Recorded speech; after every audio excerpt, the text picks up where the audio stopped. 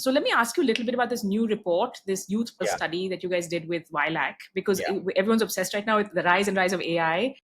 And I think, especially the mental health folks we've been talking to, there's a lot of concern about using Gen AI or LLMs for emotional support.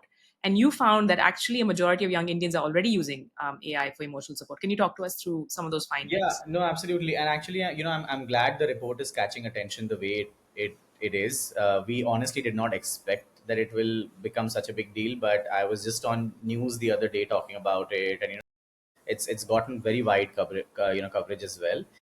So just to sort of give you a quick highlight, what sort of triggered this conversation was that we both YK and YLAC, we were a part of a teen consultation that was being organized, and what we noticed there was, I mean, we were talking about digital safety, we were talking about parent-child relationship, we were talking about getting into the teenage years when you start realizing that you want agency, you want more access, and things like that.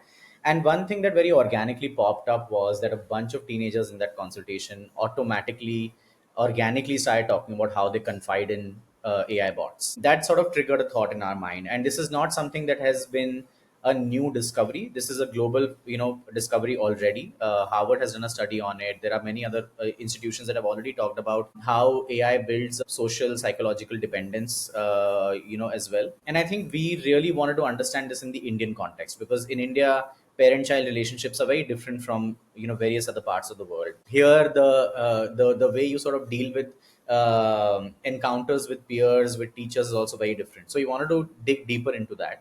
And what we found was that nearly a majority of the respondents, I mean 88% of the respondents, said that at one point or the other they have confided in an AI chatbot. In most cases, ChatGPT, because it's the most popular one right now. And we saw a very gendered lens to this as well. Young girls are very likely to confide extremely emotional aspects of their life to ChatGPT, have very open discussions about how they're dealing with their relationships with their parents, with pressure from family, etc. It really says something about where, of course, the world is headed in terms of relationships in general, but also from the point of view of mental health. What we realized was that somewhere there is a very significant gap in how young people are viewing agency itself, for themselves.